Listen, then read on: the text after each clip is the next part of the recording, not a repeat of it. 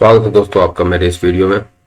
ये वीडियो है प्रश्नावली 1D का, जो 9वीं कक्षा का भारतीय विज्ञान पब्लिकेशन के बुक से है।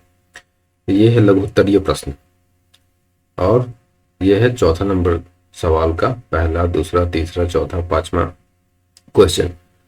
इन सवालों में हमें सिर्फ वास्तविक संख्याओं का जोड़ घटाव और गुना भाग की क्रिया करना है।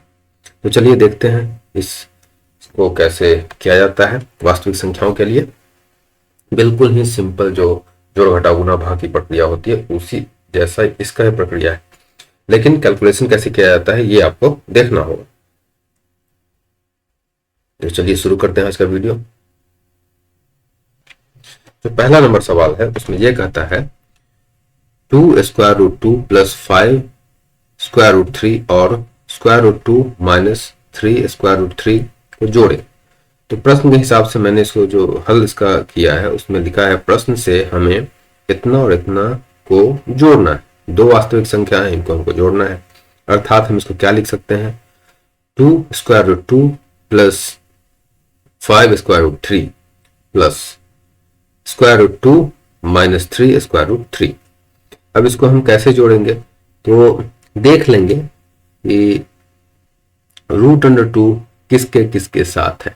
ठीक है, √2 इसके और इसके साथ है, तो इसके लिए √2 को यहां पर जैसे का तैसे √2 को हम लिख देंगे। फिर देखेंगे √2 के साथ कौन कौन किसी संख्या है, तो यहाँ पर 2 है और यहाँ 1 है, तो 1 + 2 3। इस तरीके से √2 को लिख करके पहले और इसके साथ जो जोड़ की क्रिया हमको करनी है, यहाँ 1 है यहाँ 2 है, उसको हमने 1 + 2 3 लिख दिया। तो वैसे ही यहाँ पर √3 है तो पहले हमने √3 यहाँ लिख दिया। अब क्या करना है हमको, 5 यहाँ पर प्लस में है और -3 जो है यहाँ नेगेटिव में है, तो 5 में से हम क्या करेंगे, 3 को घटा देंगे। अगर आप इसको और अच्छे तरीके से देखना चाहते हैं तो मैं इसको मिटा करके आपको एक बार और इसको बना के बता देता हूं कि यहां पर मैंने कैसे किया है।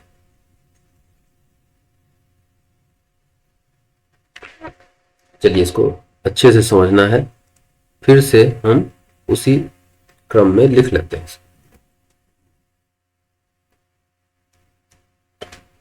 दूसरा नंबर है √2 - 3√3।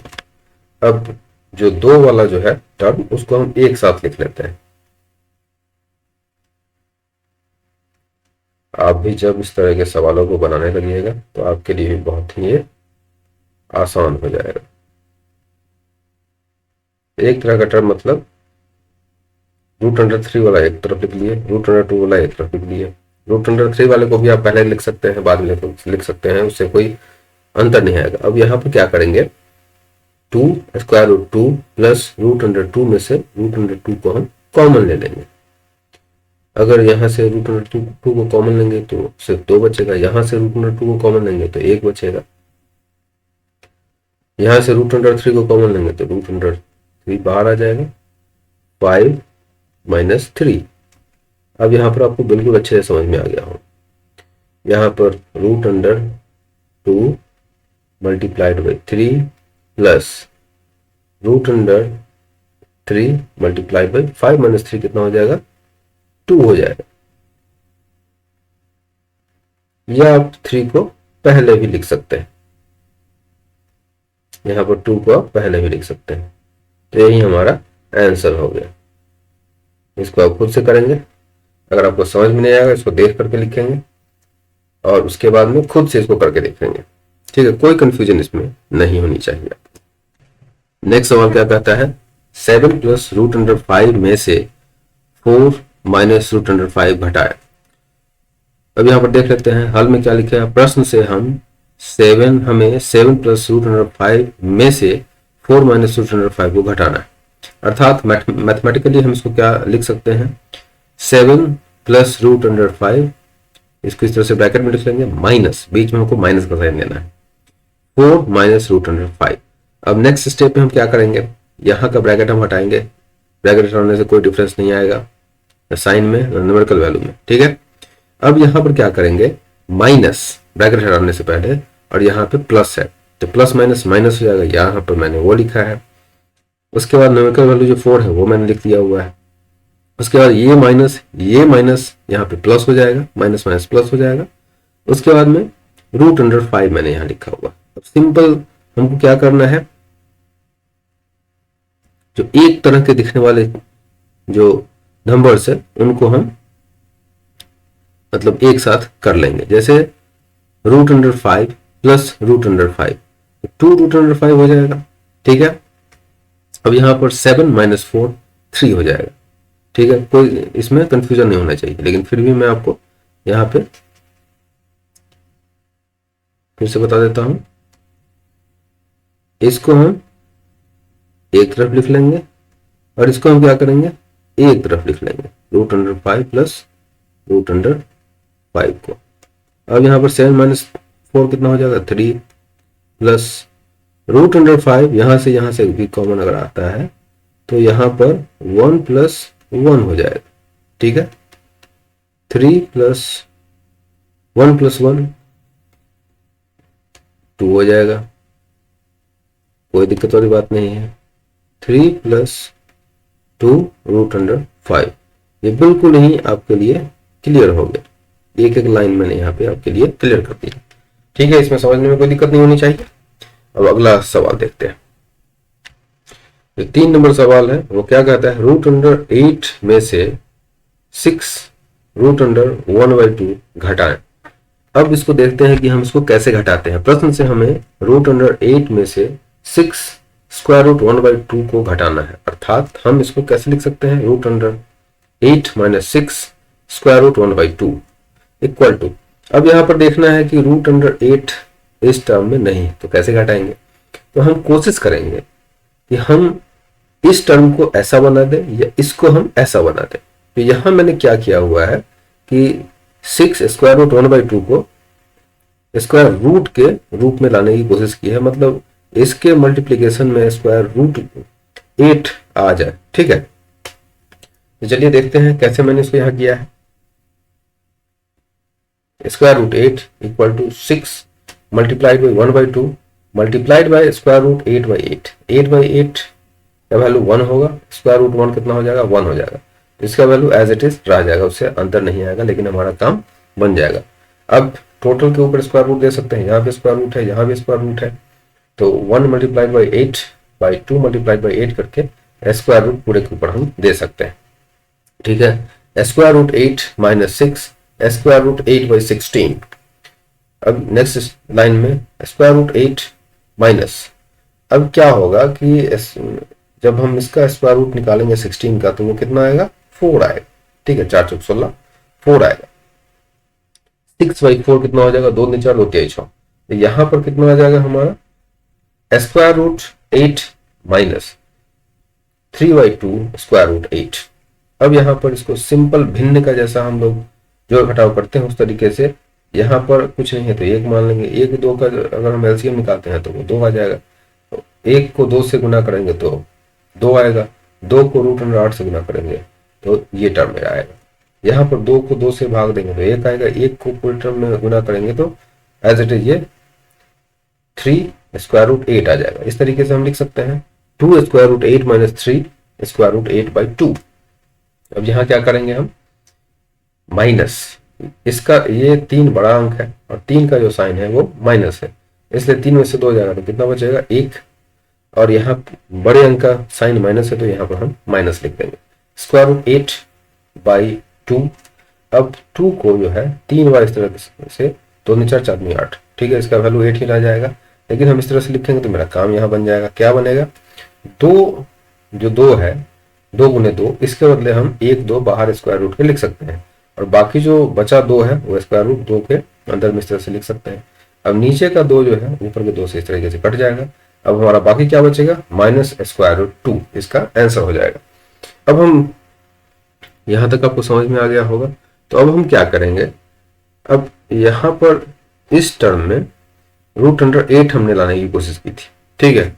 अब कोशिश करके देखते हैं कि इस टर्म में, है ना, मतलब किसी तरीके से √2 के टर्म में हम इसको ला पाते हैं कि नहीं, वो हम देख लेते हैं।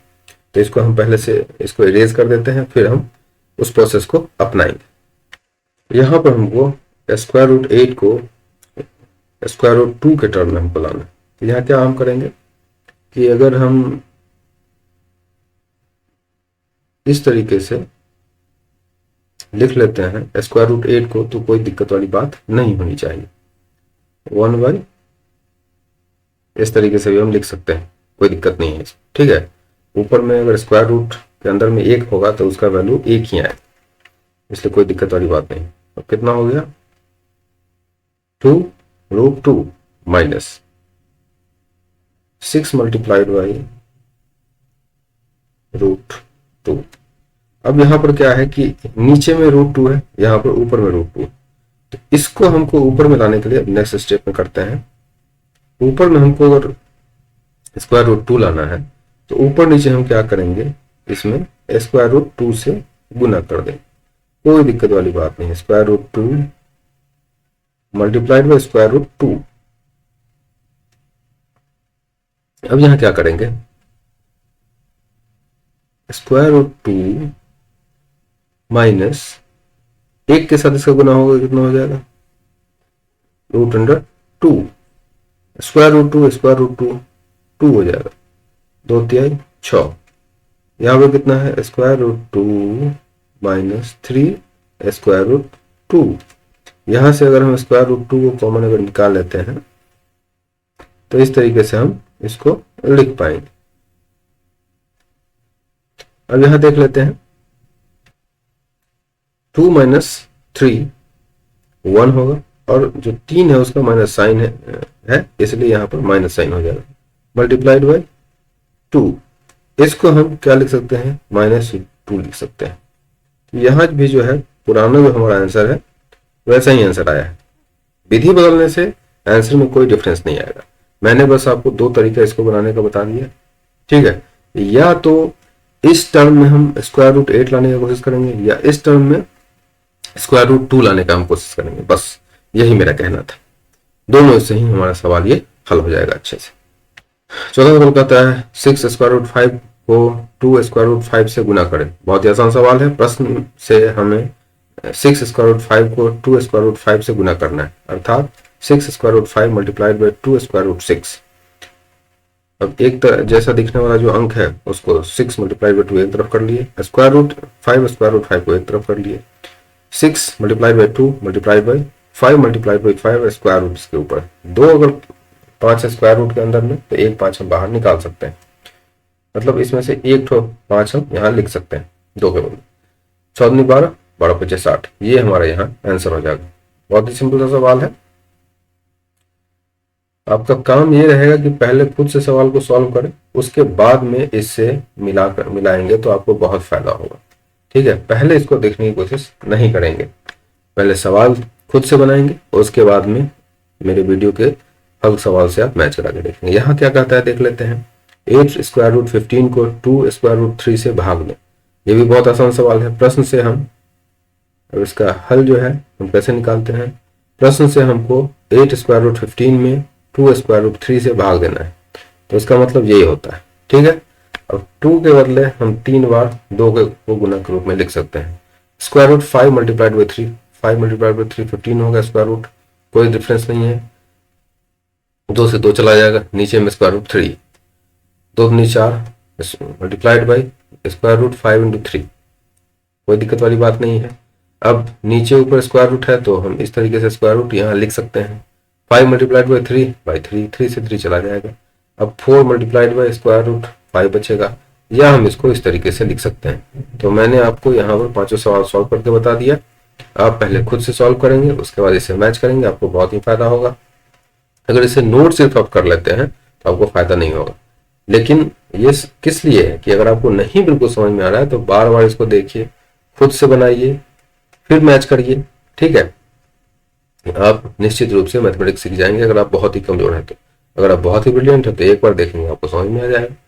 ठीक है, इसमें ऐसे ब्रिलियंट और मतलब अंडर एस्टिमेट होने की कोई जरूरत नहीं, बहुत लोगों को नहीं आता है, कोई बड़ी बात नहीं, सीखना है इस चीजों को, सीख नहीं तो आए। तो चलिए, यहाँ तक अगर आपने मेरे वीडियो को देखा है तो मेरे वीडियो को लाइक करिए, मेरे चैनल को सब्सक्राइब करिए, और इससे मुझको मोटिवेशन मिलते रहेगा, जिससे मैं आपको इस तरह का वीडियो बना के देता रहूँ।